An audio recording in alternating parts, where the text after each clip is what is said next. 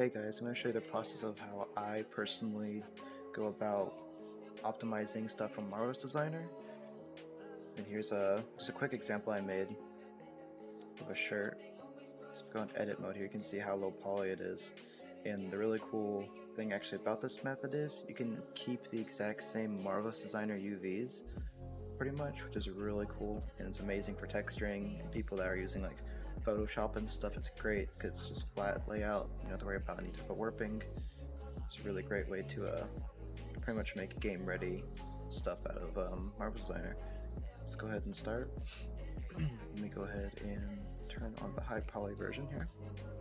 So you're going to need two different versions of your mesh. So you're going to need the main one, and you're also going to need a flat version. I'm going to show you how to do that really quick in Marvel Designer here. So let me go ahead and open that up. Here's just a quick little example. I kind of just like took a garment and kind of just put together a little bit. So you're going to need, your main version. You're just going to, export as you normally would. And then once you're done exporting your main version, if you actually grab this, grab all of it, you right click, and then you have reset 2D arrangement. Go ahead and click that, and then you'll take this and then you'll export it. And that's pretty much how we get this up here. And also make sure they are both the exact same mesh, pretty much. Like when it comes to topology and stuff, don't mess with any of the settings in Marvel Designer. Make sure they're the same or this method will not work. So pretty much what we're going to be doing is we're going to make this pretty much morph into the shirt with a cool little trick. So we're going to click on your shirt and then click on the flat part. And then you're going to go into your shape keys here, make sure you create a basis first, and then click on this down arrow here and press join as shapes. And the cool thing this is going to do is it's pretty much going to make a blend shape to literally turn it into the shirt. So pretty much we're going to be taking advantage of this by taking this flat piece here, retopologizing it, and then we'll be using a special modifier for it to actually follow the way this deforms, pretty much turning it into the same shape. So here I am with the retopology process. Pretty much I'm just using my shapes, and I'm pretty much just using as a guide to retopologize each piece. I use also a shrink wrap modifier, so they all kind of like snap into place and they stay on each piece pretty well, makes it a little smoother.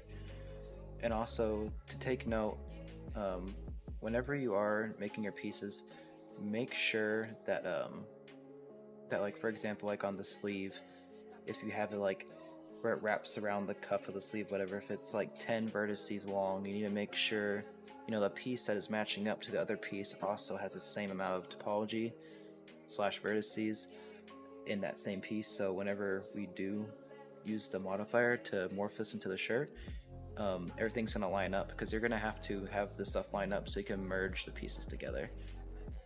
But as you can see, I'm just working all the pieces here, and I kind of just go really fast with topology. And as you see here, I go into sculpt mode and I will smooth out the pieces a little bit, like in the inside, to even out topology. But yeah, this is just a quick and little dirty example. You can go way better with topology if you want to. But yeah, that's pretty much it. Okay, so once you are done with the topology and stuff like that, we're going to go ahead and add this modifier that I was talking about. So you're going to go to your modifiers, and it's called Surface Deform. So you're going to add that onto the low poly version that you just made. And you're going to set the target to the high poly version, just like so. And then make sure once you set that, press the bind button, and that is going to be pretty much make it ready to go so we can actually have it follow. So I'm going to turn off the high poly so you can actually see it here. And I'm going to add a material, make sure you can see what's going on a little better. And then if I actually click on the the high poly that I turned off and just go to the blend shape and crank it up, as you can see, it follows it perfectly right into place. So pretty much now at this point, before I actually applied anything, I went to pretty much went to Orthographic View so I can actually take this mesh and unwrap it real quick. So I just went to front Orthographic View, and I just select everything, and I just did unwrap to view, or project by view, I think is what it's called. And you can see I got the perfect layout of the shirt, and that's pretty much our UV for the shirt now, which is really, really cool, like I said before. So pretty much then after that, I went ahead and I applied that modifier. And then after that, this is where you're gonna have to start cleaning up, as you'll hear in a second. I'll be going in here and I'll just quickly clean it all up, merge all the vertices and stuff in between all the pieces. And also, quick little note, when you're in here, editing the shirt, you might have some, some of your rows of topology that might not line up perfectly. A cool little way to just have it adjust, if you actually press, if you right click, you'll see a thing called slide vertices. On whatever vertex you click, you just click it and you move it around. It will actually slide it along the axis to try to, keep it a little smooth. But as you can see, I'm just going in here, merging all those together, just to join everything up.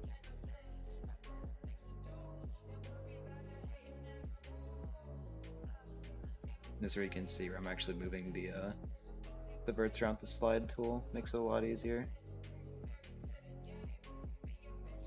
You can see I accidentally made an extra row. That's what I'm talking about. So if you accidentally make too many, then it's not gonna line up properly, or too little. That's something I accidentally did here on accident. That's just a little quick and dirty example to show you how this works. So I wasn't really too worried about it. So here's the final process of me just doing the final bake to show y'all guys the final result. And for how low poly and low effort I made that shirt, it turned out pretty good. But I hope this helps you guys out. Hopes it kind of pushes the bar, a little higher, to really push y'all guys to really optimize your assets and stuff, because this is an easy way of doing it. So yeah, if y'all guys have any other suggestions of like anything y'all want to learn from me, the way I do, certain things in programs, or just the way I go about texturing things, or just whatever y'all guys have in mind, join my Discord down below. And I actually have a section for tutorial suggestions and stuff like that. And if it gets requested enough, I will highly consider on making a tutorial for it. But other than that, hope you have a good one.